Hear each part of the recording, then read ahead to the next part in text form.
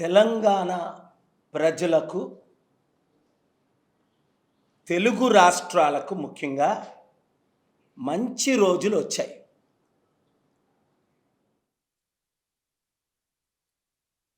తెలంగాణ ముఖ్యమంత్రి రేవంత్ రెడ్డి గారు global peace and economic summit, ఏ సమిట్ కొరకైతే గద్దరన్న, మల్లు రవి, హనుమంతరావు గారు, అనేకులు, రోషయ్య గారు చీఫ్ సెక్రటరీస్ ఫైట్ చేశారో, ఆ సమిట్ అక్టోబరు 2, 2024 హైదరాబాదులో చేయటానికి వారు ఒప్పుకున్నారు. అలాగే దేశ విదేశాల నుంచి ప్రెసిడెంట్లు, ప్రధానమంత్రులు, ప్రెసిడెంట్లు, ముఖ్యంగా బిలియనేర్సు, కుబేర్లని మరలా నేను తీసుకురావడానికి ముఖ్యమంత్రి గారు వారిని హోస్ట్ చేయడానికి సమిట్ని హైదరాబాద్లో ఒప్పుకోవడం, అది ప్రతి ఒక్క తెలుగు బిడ్డకి గర్వపడవలసిన విషయం. ప్రతి నిరుద్యోగి ఆత్మహత్యలు చేసుకోకండి, ప్రతి రైతు కన్నీరు తొడడం జరుగుతుంది, ప్రతి కుటుంబానికి అవసరాలు తీర్చడం జరుగుతుంది. ముందు తెలంగాణ 4 కోట్ల ప్రజలకు, అదే సమయంలో ఆంధ్ర 6 కోట్ల ప్రజలకు. ఎందుకు? అక్టోబరు 2 నుండి డిసెంబర్ 31 వరకు మీరు ఊహించని రీతిలో, అప్పుడు నేను బిల్ క్లింటన్ వెళ్ళి చంద్రబాబు నాయుడిని కలు, హైదరాబాద్ వెళ్ళంటే Bill Clinton American president Hyderabad వచ్చాడు. నేను చెప్తే బిల్ గేట్స్ గారు రండి నాతో పాటు ఢిల్లీ అంటే వచ్చారు. ఇలాంటి వందల మంది బిలియనేర్లు, మిలియనేర్లు చంద్రబాబు నాయుడు గారు 95లో ముఖ్యమంత్రి కాకముందు 81 నుంచి 95 వరకు తీసుకొచ్చాను.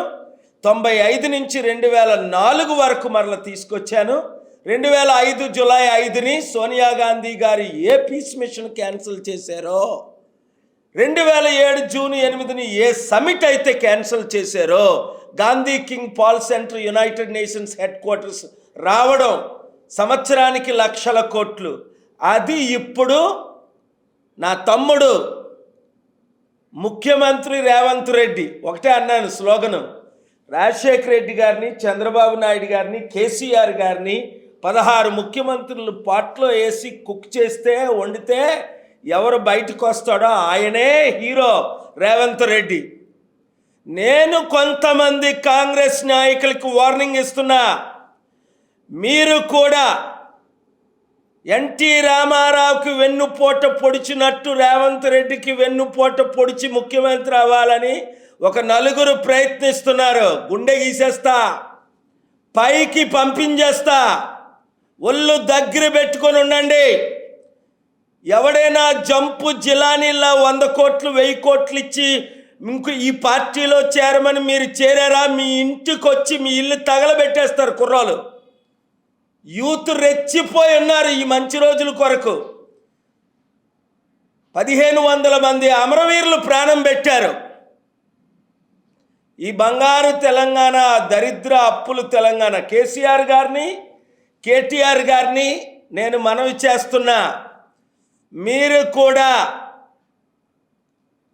ఈ జంపు జిలానీలు మీ పార్టీలో చేర్చుకోవడానికి ప్రయత్నించకండి.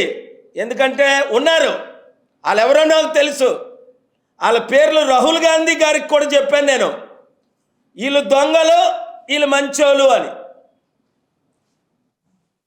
ఇప్పుడు రాష్ట్రం, దేశం బాగుపడాలి, అది మనకు ఒకటే గోల్. ఎస్, నేను విశాఖపట్నం ఎంపీగా పోటీ చేస్తున్నాను. విశాఖపట్నం ఓటర్స్ 18 లక్షల మందికి గొప్ప సదవకాశం. ఎందుకంటే ఇప్పుడున్న ప్రతి ఒక్కరు, పేరు చెప్పవసరం లేదు, అది చంద్రబాబు నాయుడా, జగన్మోహన్ రెడ్డా, పవన్ కళ్యాణా, మోదీకి తొత్తులు అయిపోయారు. చిరంజీవి మరలా పద్మవిభూషణంకు అమ్ముడు పోయాడు. రాజ్యసభ యూపీ నుంచి ఇస్తే బీజేపీలో చేరి క్యాంపెయిన్ చేస్తాడట. అలాంటి బ్రతికే కంటే చావే మేలని అపోస్తులుడైన పౌలు అన్నాడు. చిరంజీవి 2008లో పార్టీ పెట్టి 2011లో కాంగ్రెస్కి ఒక మంత్రి పదవికి నువ్వు కాపులందరినీ 18% ఓట్లు అమ్మేసావే. 2014లో నీకు 1% కూడా ఓట్లు పడలేదే. మరలా నువ్వు ఈ 70 సంవత్సరాల వయసులో పెద్ద ప్యాకేజ్ స్టార్గా మారుతావా? ఛీ!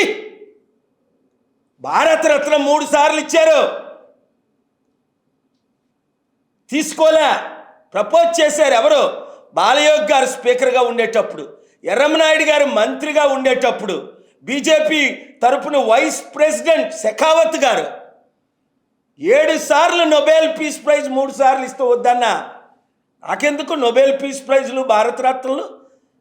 తిండి లేని వారికి తిండి. ఈరోజు చూడండి రేవంత్ రెడ్డి గారు ఎంత చక్కగా ఎవరో తీయించారట. ఆ లేడీ చిన్న దుకాణం పెట్టుకుంటే ఉమారాణియా కుమార ఆంటీ, అరే అందరు వెళ్ళా కుమార ఆంటీకి డొనేషన్ చేయండి రా, తినండి, ఎక్కడుందో చెప్పండి, నేను కూడా వెళ్తా. అలాంటి మంచివారిని మనం సపోర్ట్ చేయాలి సరికదా? వీళ్ళ మీద దాడులు. సోనీ సుద్కి ఎందుకు ఇవ్వలేదు? ఇంత పెద్ద యాక్టర్ కరోనాలో 1000 మందికి సపోర్ట్ చేశాడు. భారతరత్నం ఇది ఏదేదో పద్మభూషణో విభూషణో ఏదో భూషణం, పనికి మాలిన గాడిదలందరికీ ఇస్తారు. ఈ గాడిదలు ఆర్ఎస్ఎస్ వాడు ఎవరికి చెప్తే వాళ్ళకే ఇస్తారు. రే తెలుగు సత్తా చూపిద్దామన్న 15 కోట్ల తెలుగు ప్రజలు రండి, మన సత్తా మోదీకి చూపిద్దాం, మన సత్తా మోదీ తొత్తులకు చూపిద్దాం. చంద్రబాబు, జగన్, పవన్ కళ్యాణ్, చిరంజీవులందరికీ తెలుగు సత్తా. ఎన్టీఆర్ అనుచరులందరూ రండి. అది చంద్రబాబు గజ దొంగ, వెన్నుపోటు పొడిచే గజ దొంగ,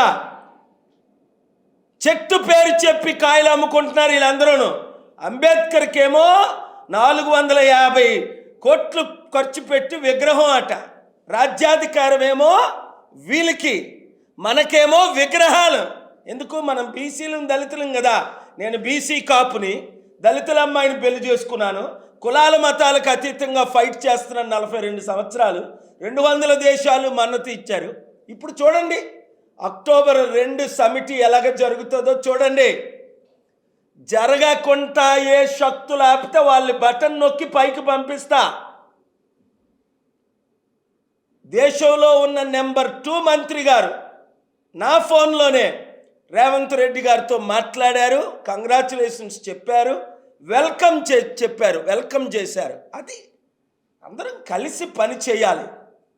10 సంవత్సరాలు బంగారు తెలంగాణ, అప్పుల తెలంగాణ అయిపోయింది. ఇప్పుడు దాన్ని మార్చడానికి నేను కేసీఆర్ గారిని, కేటీఆర్ గారిని కూడా కలుస్తున్నాను.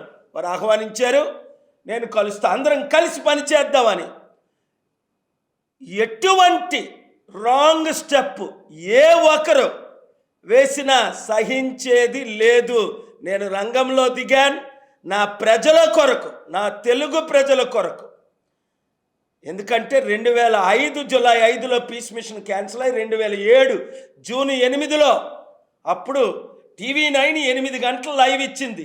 ఇంత పెద్ద సమిట్ ముఖ్యమంత్రి గారు హోస్ట్ చేస్తుంటే TV9లో 1 నిమిషం న్యూస్లో ఇవ్వలేదట. ఇంకా ఏ ఛానల్ మన సమిట్ ప్రజల తరపున నిలబడదో వినండి నా ఫ్యాన్స్ అందరూ.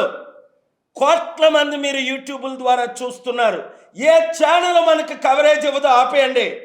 లైఫ్లో ఆ ఛానల్ చూడకండి, అది కూడా నేను క్యాంపెయిన్ చేస్తా.